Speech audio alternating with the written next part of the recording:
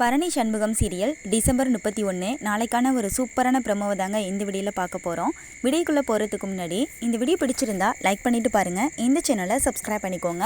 அப்போ தான் அடுத்தடுத்து வீடியோஸ் போடும்பொழுது உங்களுக்கு நோட்டிஃபிகேஷன் வரும். எங்களுக்கும் அடுத்தடுத்து வீடியோஸ் போடுறதுக்கு இன்ட்ரெஸ்டிங்காகவும் ரொம்ப பெரிய மோட்டிவேஷனாகவும் இருக்கும்.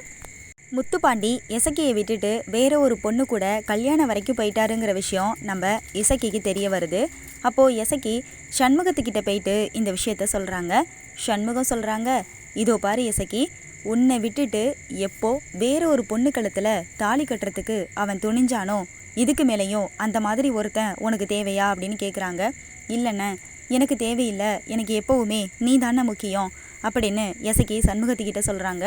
அப்போது பரணி ரொம்ப ஃபீல் பண்ண ஆரம்பிக்கிறாங்க. ஏன் இந்த முத்துப்பாண்டி இப்படி பண்ணிக்கிட்டு இருக்கான், இசைக்கு ரொம்ப நல்ல பொண்ணு, அவளுக்கு போயிட்டு எப்படி துரோகம் பண்ண நினைக்கிறானே அப்படின்னு சொல்லிட்டு நினச்சிட்டு இருக்காங்க. பாக்கியம் ஒரு பக்கம் இந்த கல்யாண ஏற்பாடுகளெல்லாம் தடுக்கிறதுக்கு அவங்களால முடிஞ்ச எல்லா விஷயங்களையுமே அவங்க செஞ்சு பார்க்குறாங்க. ஆனால் அவங்களாலையும் இந்த கல்யாணத்தை தடுத்து நிறுத்த முடியல. உடனே முத்துப்பாண்டியோட அப்பா சவுந்தரபாண்டி என்ன செய்கிறாருன்னா, முத்துப்பாண்டிக்கு திடீர்னு சொல்லிட்டு இந்த கல்யாணத்தை ஏற்பாடு பண்ணுறாரு. அப்போது நம்ம சண்முகத்து வீட்டில் இருந்து எல்லாருமே இந்த கல்யாணத்துக்காக கிளம்புறாங்க. அப்போது இசக்கியும் சண்முகத்து கூட அந்த கல்யாணத்துக்காக கிளம்பி வராங்க. நம்ம ரத்னா, நம்ம சண்முகம், பரணி, இசக்கி எல்லாருமே வந்துக்கிட்டு இருக்காங்க. அப்போது முத்துப்பாண்டி மணமேடையில் உட்காந்துருக்காரு. வேற ஒரு பொண்ணு பக்கத்தில் உட்காந்துட்ருக்காங்க. இசக்கி இவங்க ரெண்டு பேரையும் பார்த்து ரொம்ப கவலைப்படுறாங்க.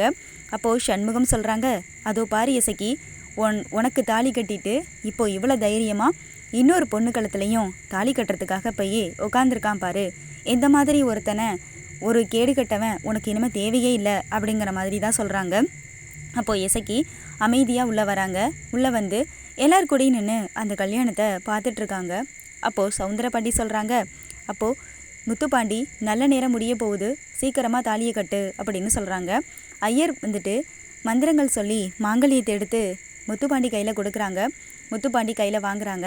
வாங்கும் பொழுது இசக்கியை பார்க்குறாங்க. இசக்கியோட கண்கள்லேருந்து கண்ணீர் வரதை கவனிக்கிறாங்க. அப்போது அந்த தாலியை வாங்கி வச்சுட்டு யோசிச்சுட்ருக்காங்க.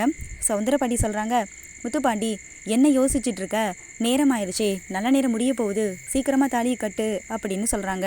அப்போது தாலியை கட்டுற மாதிரி கொண்டு போயிட்டு திடீர்னு அந்த தாலியை கட்டாமல் மணவரையிலேருந்து எந்திரிக்கிறாரு நம்ம முத்துப்பாண்டி.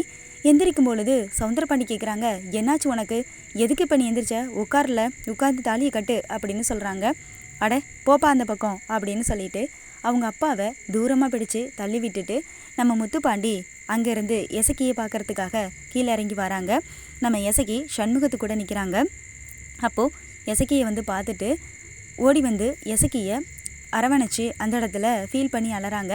நம்ம இசக்கியும் சந்தோஷப்பட்டு அவங்க கணவரை அரவணைச்சி ரொம்ப சந்தோஷப்படுறாங்க. இதை பார்த்ததும் பாக்கியம் முதல்ல சந்தோஷப்படுறாங்க.